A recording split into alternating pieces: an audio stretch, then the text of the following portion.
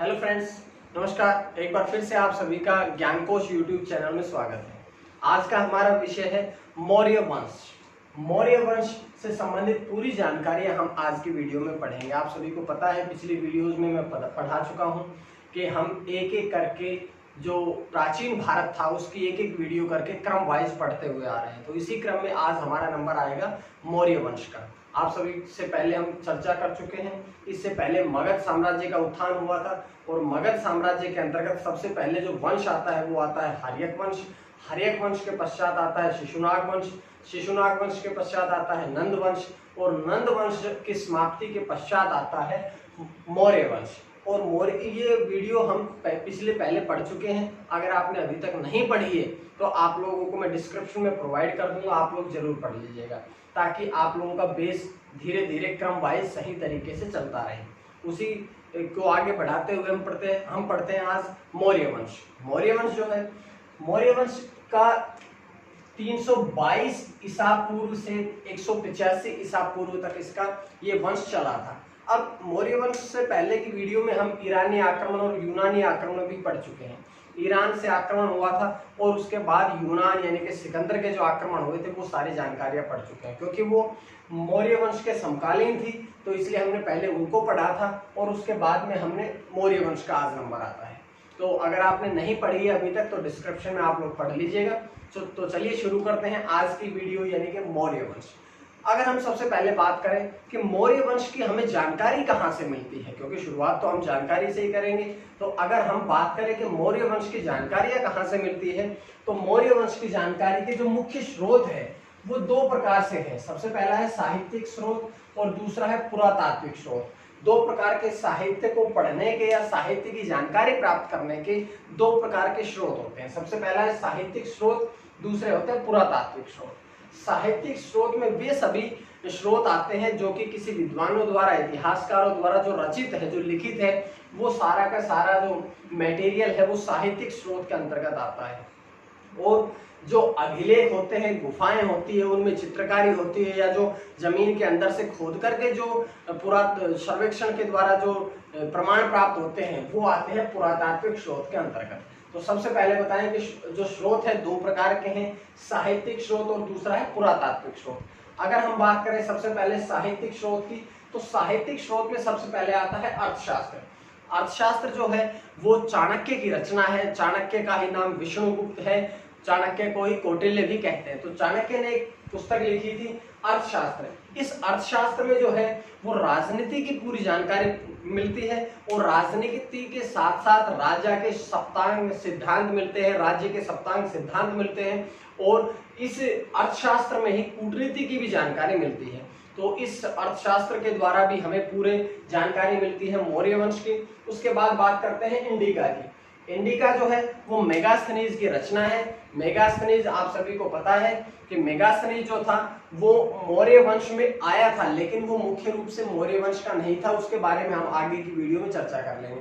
लेकिन ये जो इंडिका रचना थी, ये इंडिका रचना अपने मूल रूप में नहीं पाई गई थी। ऐसा नहीं था कि जिस प्रकार से ये लिखी गई थी मेगास्थनीज ने उसी रूप में पाई गई हुई, ये अपने परिवर्तित रूप में पाई गई थी। और इंडिका में भी प्रशासन और राजनीति की पूरी जानकारियां मिलती है। उस समय में जिस प्रकार से मौर्य वंश चला था, मौर्य वंश की जो प्रशासन संबंधी जानकारी मिलती है और मौर्य वंश के सारे राजनीति के संबंधित जितनी भी जानकारी होती है वो इसमें मिलती है। इनके साथ साथ बौद्ध ग्रंथ थे, जैन ग्रंथ थे या हमारे देश के जो ब्राह्मण ग्रंथ थे उनमें भी मौर्य साम्राज्य की पूरी जानकारी मिलती है। अंत में एक बात करते हैं मुद्रा राक्षस। मुद्रा राक्षस जो है वो विशाखदत्त की रचना थी और मुद्रा राक्षस में पहली बार ऐसा वर्णन हुआ था जो कि मुद्रा राक्षस में विशाखदत्त द्वारा रचित है।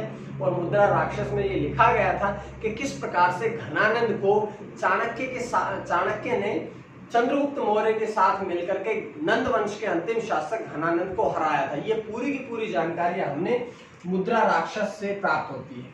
उसके बाद बात करते हैं पुरातात्विक स्रोत की। पुरातात्विक स्रोत की अगर हम बात करें तो अशोक द्वारा निर्मित, अशोक जो था वो भी मौर्य वंश का ही था। उसके बारे में भी हम अगली वीडियो में चर्चा करेंगे क्योंकि मौर्य वंश बहुत बड़ा है, बहुत क्वेश्चन पूछे जाते हैं यहाँ से।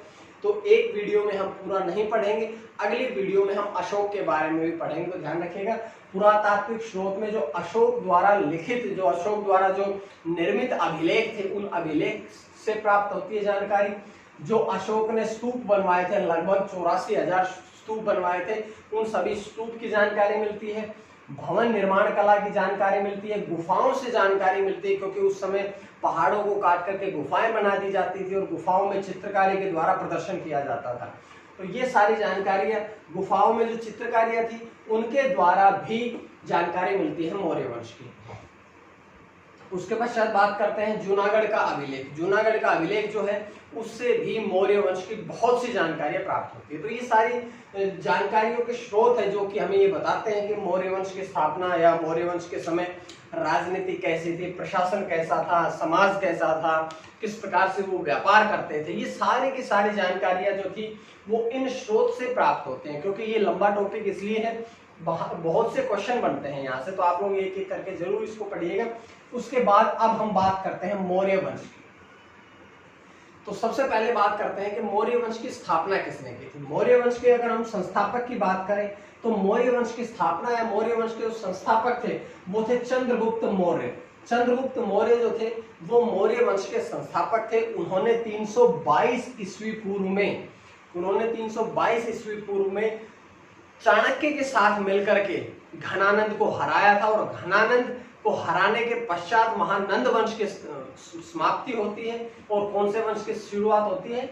मौर्य वंश की। आप सभी से मैंने पिछली वीडियो में जब नंद वंश घनानंद पढ़ा था तो उस समय बताया भी था कि नंद वंश का जो शासक था घनानंद के दरबार में ही चाणक्य रहता था, और चाणक्य की उसने बेइज्जती की थी। चाणक्य इसी बात से नाराज होकर के उसके महल को छोड़ करके, उसके राज दरबार को छोड़ करके चला गया था, और उसके पश्चात उसने कसम खाई थी कि मैं नंद वंश के स्थान पर यहाँ एक सशक्त भारत की रचना करूंगा, दोबारा से निर्माण करूंगा।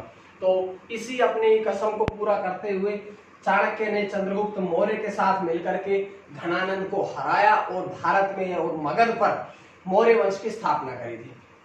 अगर हम बात करें चंद्रगुप्त मौर्य के बारे में तो चंद्रगुप्त मौर्य की जाति संबंधी बहुत से विभेद देखने को मिलते हैं। जैसे अगर हम बौद्ध और जैन ग्रंथों की बात करें तो बौद्ध और जैन ग्रंथ ऐसा मानते हैं कि जो चंद्रगुप्त मौर्य थे वो क्षत्रिय थे, क्योंकि ऐसा कहा जाता है जैन और बौद्ध धर्म उस समय प्रचलित थे भारत में, और जैन और बौद्ध धर्म ऐसा मानते हैं कि जो ये आसपास का क्षेत्र था जहां से चंद्रगुप्त मौर्य आया था, ये आसपास का क्षेत्र पूरा का पूरा क्षत्रियों से भरा हुआ था। तो इसी बात को ध्यान में रखते हुए जैन और बौद्ध ग्रंथ ऐसा मानते हैं कि चंद्रगुप्त मौर्य जो था वो क्षत्रिय था। लेकिन उसके बाद मुद्रा राक्षस जो कि विशाख दत्त की रचना है, उसके बाद कुरान और जो ब्राह्मण ग्रंथ हैं, ये सभी के सभी ऐसा मानते हैं कि जो चंद्रगुप्त मौर्य था वो क्षत्रिय नहीं था, बल्कि वो एक शूद्र था, छोटी जाति से संबंध रखता था, वो एक निम्न कुल का था। तो ये ध्यान रखिएगा, चंद्रगुप्त मौर्य की जाति संबंधी आप लोगों को विभिन्नताएं हमारे देश के इतिहास में देखने को मिलेंगी। कुछ ने उसको क्षत्रिय कहा, और क्षत्रिय किसने कहा? बौद्ध और जैन ग्रंथों ने, लेकिन उसे शूद्र कहा है मुद्रा राक्षस, पुराण और ब्राह्मण ग्रंथों ने। उसके बाद हम बात करते हैं कुछ इतिहासकार हुए, कुछ यूनानी इतिहासकार हुए हैं, जिनमें जस्टिन और स्ट्रैबो ने अपनी रचनाओं में सेंड्रोकोटस का वर्णन किया है। सेंड्रोकोटस का वर्णन किया है जस्टिन और स्ट्रैबो ने, लेकिन वहीं एरियन और प्लूटार्क ने अपने रचनाओं में एंड्रोकोटस का वर्णन किया है। अब ये सेंड्रोकोटस या एंड्रोकोटस कौन था, इसके बारे में पूरी जानकारी उस समय नहीं मिली थी, लेकिन धीरे धीरे चलते हुए 1793 में एक व्यक्ति हुए जिनका नाम है सर विलियम जोन्स।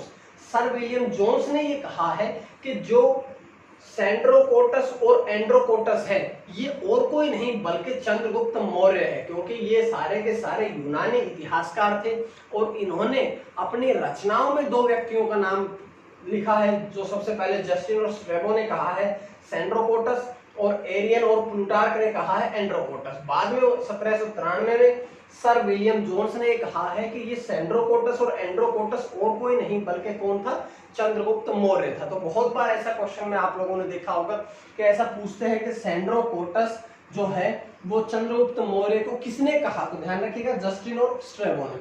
तो इस प्रकार के क्वेश्चन, क्योंकि आजकल एडवांस टीचिंग हो रही है तो आप लोग इस बात को जरूर ध्यान रखिएगा, ये इस प्रकार के क्वेश्चन बनते हैं। और ये भी पूछा जा सकता है कि सैंड्रोकोटस ही चंद्रगुप्त मौर्य है, ये किसने कहा, तो ये कहा था सर विलियम जोन्स ने, जो कि 1793 में उन्होंने पहली बार इस चीज की पहचान की।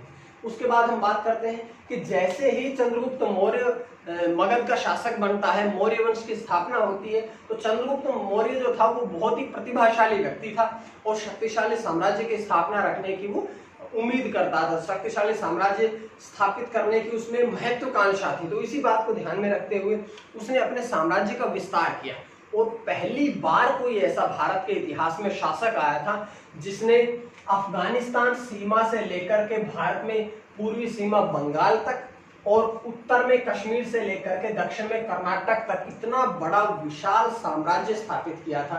तो ध्यान रखिएगा कि जो चंद्रगुप्त मौर्य था उसका जो अफगानिस्तान से बंगाल और उत्तर में कश्मीर से कर्नाटक तक का उसका जो साम्राज्य था वो फैला हुआ था। अब ये पहला ऐसा व्यक्ति था जिसने इतने बड़े साम्राज्य को बना करके रखा था। इससे एक बात और भी जानने को मिलती है कि भारत को पूरी तरह से एकीकृत करने वाला पहला शासक भी कौन था, तो चंद्रगुप्त मौर्य ही पहला ऐसा शासक था जिसने भारत को एकीकृत किया कि छोटे छोटे जो राजा बने हुए थे उन सभी छोटे छोटे राजाओं के स्थान पर एक विशाल साम्राज्य की स्थापना करके भारत को एकीकृत करने वाला पहला जो शासक था वो भी कौन था, चंद्रगुप्त मौर्य था। अब चंद्रगुप्त मौर्य से संबंधित एक बहुत महत्वपूर्ण घटना होती है कि चंद्रगुप्त मौर्य और सेल्यूकस निकेटर का युद्ध होता है। अब सेल्यूकस निकेटर के बारे में हम पढ़े तो सेल्यूकस निकेटर के बारे में हमने पिछली वीडियो में पढ़ा था जब यूनानी आक्रमण पढ़े थे।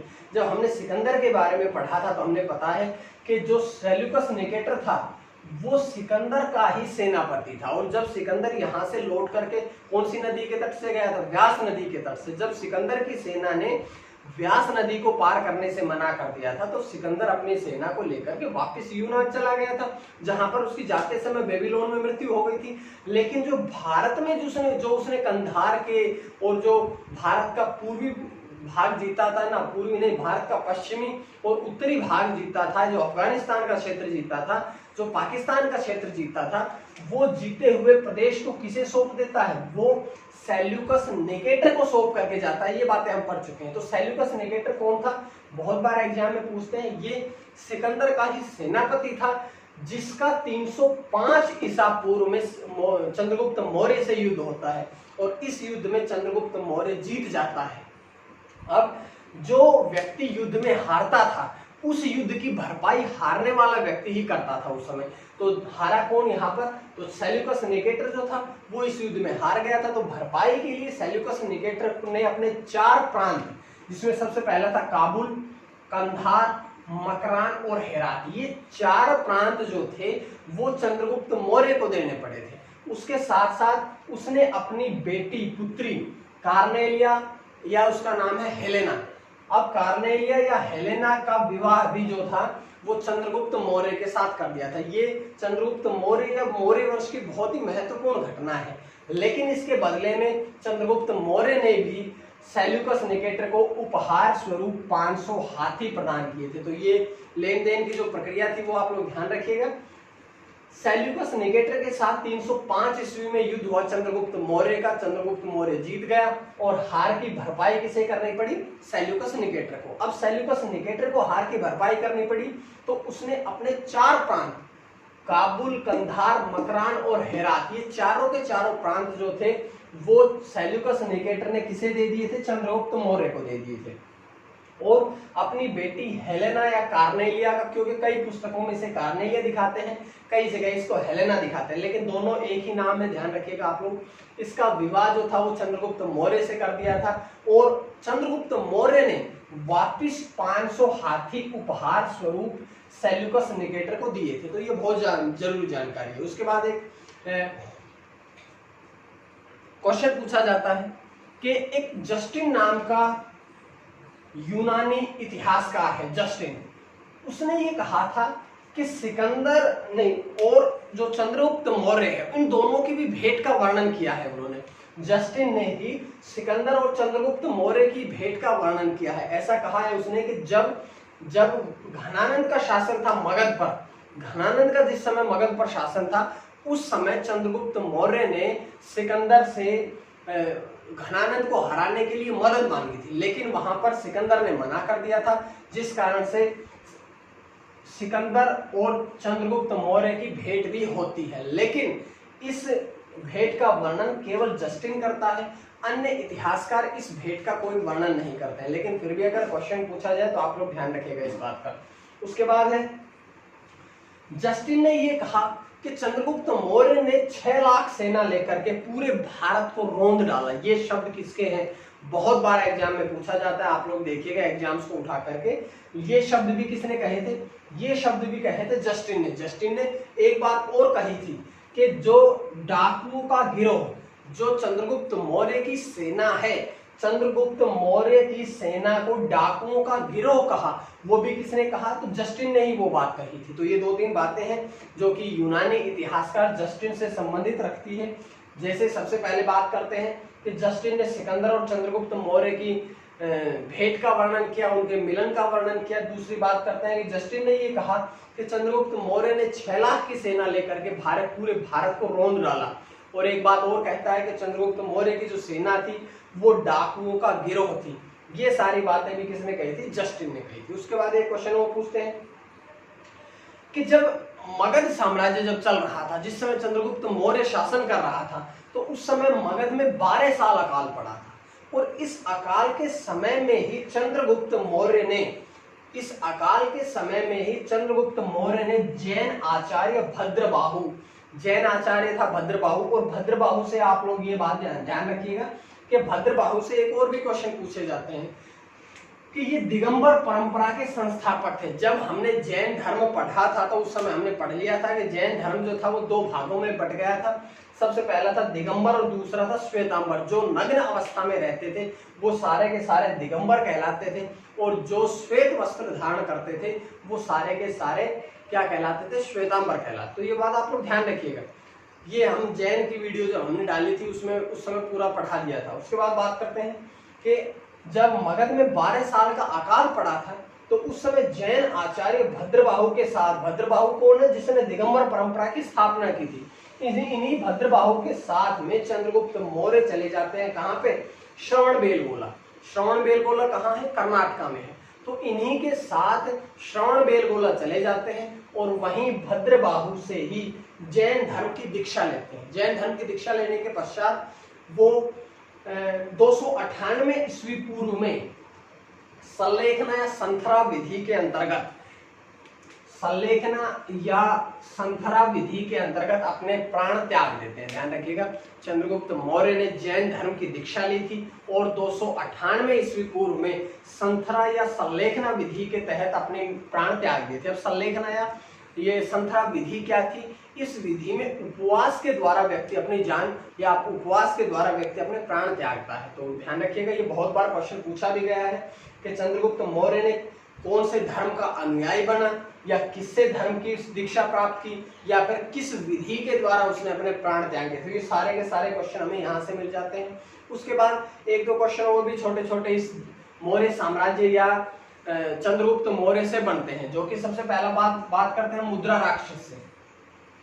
मुद्रा राक्षस जो थी वो विशाखदत्त की रचना थी, हम यहाँ पर पढ़ चुके हैं। और इसमें मुद्रा राक्षस में ये बताया गया है कि किस प्रकार से चंद्रगुप्त मौर्य ने चाणक्य के साथ मिलकर के घनानंद को हराया था। तो इसी मुद्रा राक्षस में ही चंद्रगुप्त मौर्य को एक वृषण या कुलहीन कहा है।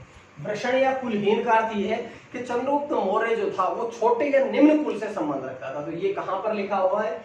ये लिखा है मुद्रा राक्षस में, क्योंकि हमने पहले बता चुके हैं ये बात कि चंद्रगुप्त मौर्य के जाति संबंधी जो है वो विभेद देखने को मिलता है। कोई इसे क्षत्रिय कहता है, कोई इसे शूद्र कहता है। तो वो पूरी जानकारी हम वीडियो की शुरुआत में पढ़ चुके हैं। उसके बाद एक इतिहासकार हुए स्ट्रेबो। स्ट्रेबो ने चंद्रगुप्त मौर्य को एक नया नाम दिया था, उसको कहा था पालीब्रोथम। पालीब्रोथम का होता है पाटलिपुत्रक। तो ये भी ध्यान रखिएगा कि पालीब्रोथम, चंद्रगुप्त मौर्य को पालीब्रोथम या पाटलिपुत्रक किसने कहा था? तो ये कहा था स्ट्रेबो ने। तो ये भी ध्यान रखिएगा। उसके बाद एक क्वेश्चन आता है कि प्रधानमंत्री कौन थे, चंद्रगुप्त मौर्य के प्रधानमंत्री कौन थे। तो चंद्रगुप्त मौर्य के प्रधानमंत्री थे चाणक्य। चाणक्य का ही नाम विष्णुगुप्त भी था या कौटिल्य भी था। वे चंद्रगुप्त मौर्य के शासन के समय में प्रधानमंत्री पद पर थे और उस समय जो तक्षशिला विश्वविद्यालय था उसके आचार्य भी थे। और तक्षशिला विश्वविद्यालय की बात करें तो तक्षशिला विश्वविद्यालय जो है वो सिंधु और झेलम दोनों नदियों के बीच में है। तो ये यहाँ से क्वेश्चन मिल जाएगा। और चंद्रगुप्त मौर्य ने ही अपने प्रधानमंत्री पद पर चाणक्य को रखा था, या ऐसा कहिएगा चाणक्य और जो चंद्रगुप्त मौर्य था उन दोनों ने मिलकर के ही पूरे साम्राज्य की नींव रखी थी, स्थापना की थी। अब जो चाणक्य है, इन चाणक्य ने ही राजा को चलाने के लिए, शासन को चलाने के लिए सप्तांग सिद्धांत दिए थे। सप्तांग सिद्धांत बहुत महत्वपूर्ण रहेगा। ये सप्तांग सिद्धांतों का प्रतिपादन किसने किया था, तो ये चंद्रगुप्त मौर्य के समय में ही आचार्य चाणक्य ने किया था। और सप्तांग सिद्धांत का अर्थ होता है कि राज्य को या शासन को चलाने के लिए महत्वपूर्ण 7 अंग होते हैं। और 7 अंगों में कौन कौन से महत्वपूर्ण होते हैं, सबसे पहला होता है राजा, उसके बाद अमात्य, अमात्य मतलब उसके मंत्री, उसके बाद बात करते हैं जनपद, दुर्ग, किला, कोष के जो भंडार गृह है या कोषागार कहते हैं जिसे, उसके बाद सेना और अंतिम आता है मित्र के। ये कहा जाता है कि शासन को चलाने के लिए राजा के मित्र होने भी अनिवार्य है। और एक बात और भी बहुत महत्वपूर्ण मिलती है जो कि चाणक्य से संबंधित है। चाणक्य और मेगास्थनीज दोनों ने ये कहा था कि जो राजा है, जो शासक है, उसकी सेवा में या उसकी सेवा में नहीं या उसके अंगरक्षक के तौर पर महिलाएं जरूर होनी चाहिए। ये बात भी किसने कही थी, ये चाणक्य ने और मेगास्थनीज ने कही थी। अब यहाँ से एक क्वेश्चन और मेगास्थनीज याद आता है, भूल गए यहाँ बताना कि सेल्यूकस निकेटर ने ही जब युद्ध हार गया था तो एक इतिहासकार मेगास्थनीज को यहाँ युद्ध की भरपाई के लिए भी वो चंद्रगुप्त मौर्य के पास भेजना है। ये क्वेश्चन यहाँ से हमने छोड़ दिया था अभी गलती से। तो ये आज की वीडियो में हमने पढ़ा कि किस प्रकार से घनानंद को हराते हैं, किस प्रकार से चंद्रगुप्त मौर्य वंश की स्थापना करते हैं, उसके सारे के सारे जानकारी के स्रोत पढ़े हैं। उसके बाद चंद्रगुप्त मौर्य के वंश के बारे में, जाति के बारे में, उनके अन्य नाम के बारे में, पूरी की पूरी साम्राज्य विस्तार के बारे में, सेल्यूकस निकेटर के साथ युद्ध के बारे में, उसकी मृत्यु के बारे में, ये सारे के सारे और अन्य जानकारी हमने पढ़ी है। तो आज की वीडियो को ज्यादा लंबा ना करते हुए हम यहीं पे समाप्त करेंगे। अगली वीडियो में आप लोग देखोगे, इसके बाद आते हैं बिंदुसार आते हैं, उसके बाद आते हैं अशोक आते हैं, या इस वंश के अंतिम शासक आते हैं। ये सारी जानकारियां पढ़ेंगे, प्लस प्रशासन संबंधी जानकारियां, व्यापार संबंधी जानकारी, और जो कुछ भी क्वेश्चन बचा हुआ है वो सारा का सारा हम अगली वीडियो में पढ़ेंगे। तो उम्मीद है आप लोगों को पसंद आई होगी, और पसंद आए तो आप लोग चैनल सब्सक्राइब करें। और आप लोगों को डिस्क्रिप्शन में अगर अभी तक कोई टॉपिक छूट गए तो वो मैं डिस्क्रिप्शन में सेंड कर दूंगा, आप लोग पढ़ लीजिएगा। आज के लिए इतना ही। माँ सरस्वती की कृपा आप सभी पर बनी रहे। आप सभी का बहुत बहुत धन्यवाद।